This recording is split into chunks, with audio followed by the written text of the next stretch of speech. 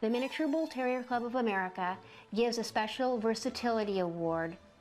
There are only 6 miniature bull terriers in the history of the breed to earn this award. I owned 3 of them: Chanel, Turbo, and Bikini.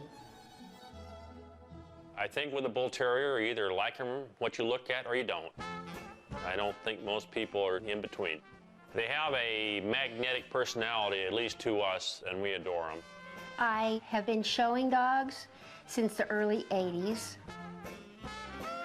My wife has all the dog degrees I know of. I'm a licensed obedience judge. I'm an evaluator for Therapy Dogs International. I'm a Canine Good Citizen evaluator.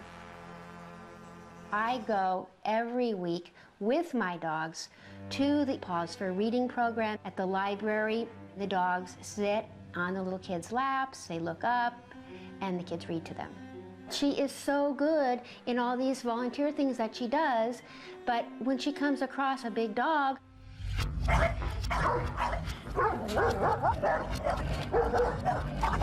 Bikini just starts growling and lunging toward the dog.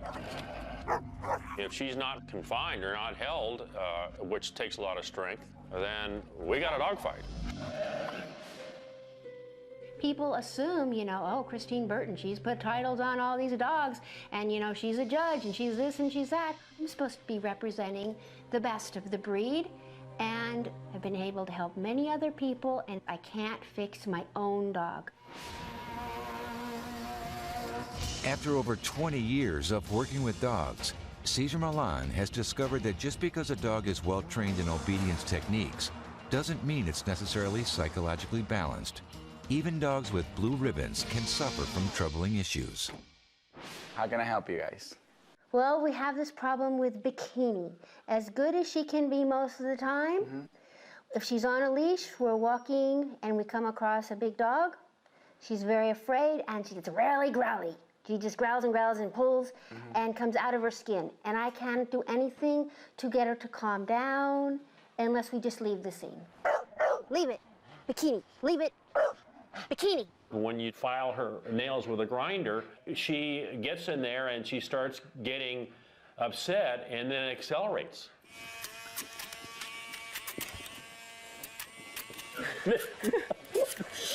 I'm an American Kennel Club obedience judge.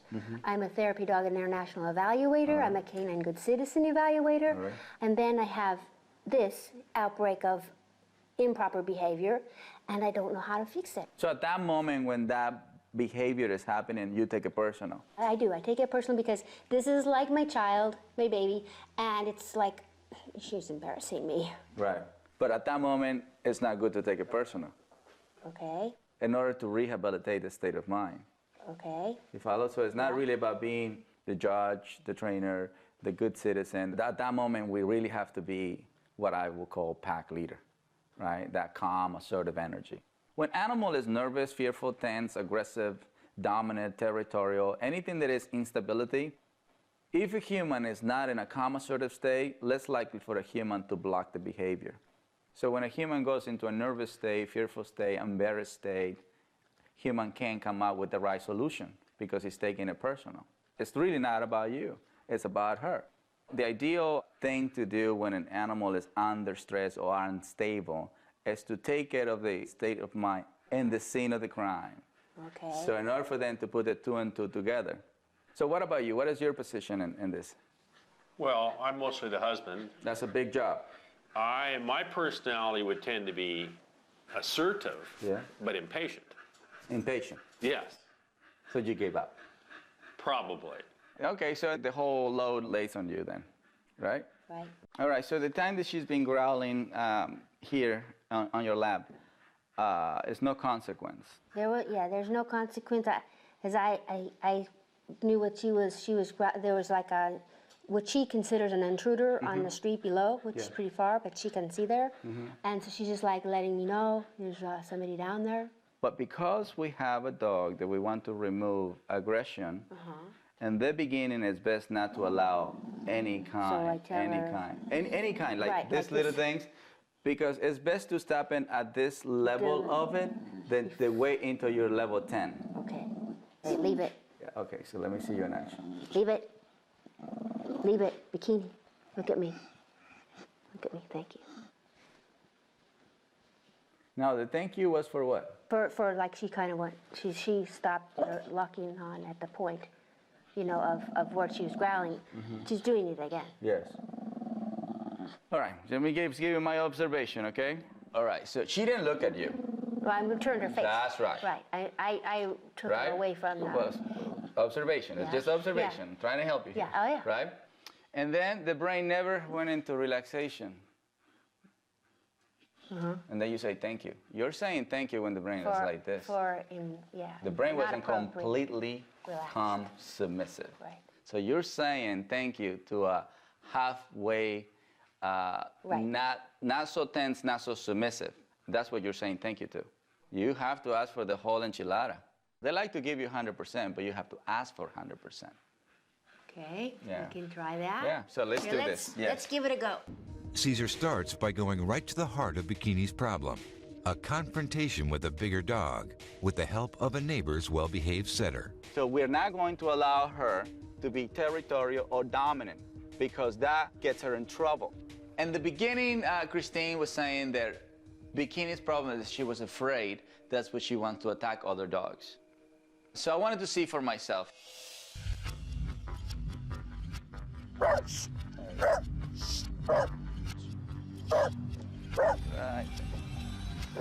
That's what I want to see. Right. Bikini was absolutely just aggressive. She immediately went into a gladiator mode. But the most important part is not how aggressive the dog is how the handler is controlling situation. So I'm gonna go behind here. You guys stay right here. Cesar takes the leash and prepares to do a pass-by. Leash, not tense. Hey. Consequence, right away. Not verbal consequence, touch consequence, physical consequence, which you know dogs bite each other. And that's how they give consequence to each other. Right. You don't do what I want, it's a bite. And the correction, instead of pulling back, it's best if we do it to the side, see it? Right. To the side, there you go. I don't have to say lay down. I just have to give a firm touch so the brain comes down.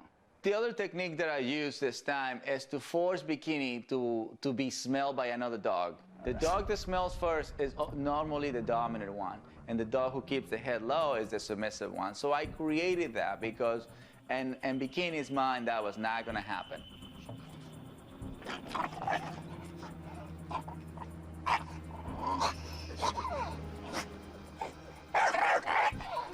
She started chopping her jaw just to get close to him, like a Pac-Man coming after this dog. You know, she would just want to make that dog disappear.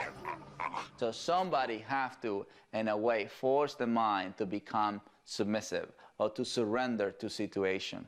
She have to give herself up. See, a meeting not supposed to be based on an attack. That's not a meeting, that's an attack. So because she doesn't want to meet, she wants to attack, we have to create a meeting. Smelling each other is what they do. So and that is a greeting, and that means that they're calm with each other. That's right. It means no challenge. This is something that in the dog training world, they don't do. Yeah, I've never seen this before. No. But as you see, it calms the brain down. Yes. The whole point is to create things that make the brain calm down in a natural way. And at the same time, the dog learned to trust and respect the human who's holding the leash. In Christine's case, she would have talked to the dog, and because the dog wasn't listening to her, and then she became afraid, she became ashamed, and that's not what Bikini needed. Bikini needed somebody to stay right there with her until she becomes calm, submissive. All right, so it's your turn now. There we go. Now try to walk a little bit more. There we go.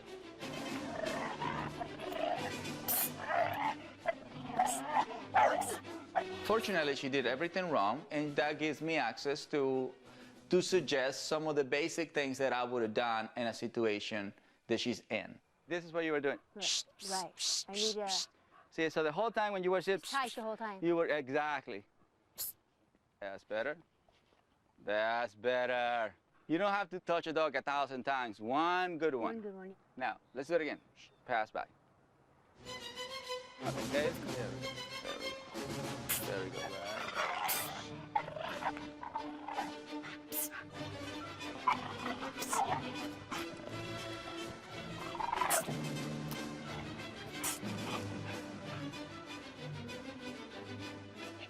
That was a good one. See what I'm saying? That was a good one. And every time you touch that way, you get a response. What I'm seeing from you is that when you're touching, you're coming from level 3 when she's already in level 6. You gotta match that intensity. Right. And every time you do, you get this. There we go. There. Still looking. Still looking. That's right. Do it again. She's in a working mode right now. That's right. Good timing.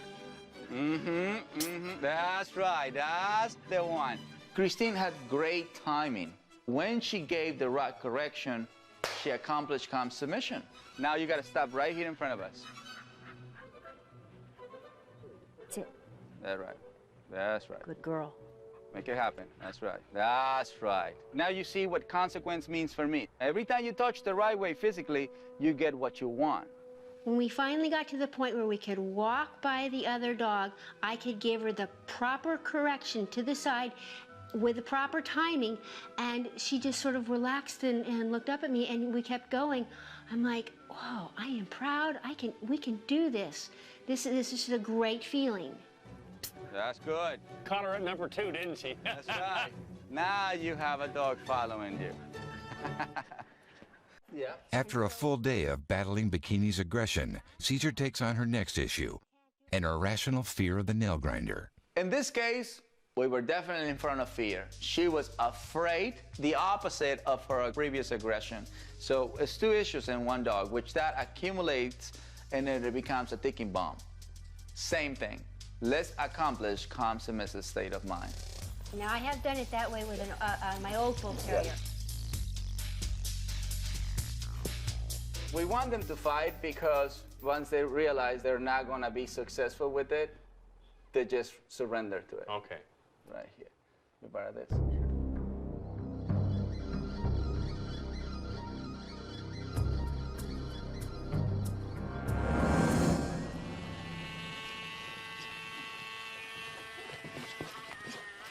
I showed Christine and Farrell a primal way to make a dog surrender. Again, this time I did allow the mind to go all the way to 10 on a fight because I wanted her to get tired.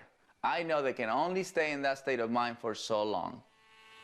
I'm just gonna keep her down, keep her down, keep her down until she surrenders.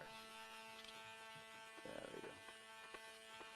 She just finally just relaxed. And it was such an incredible thing to watch. There we go.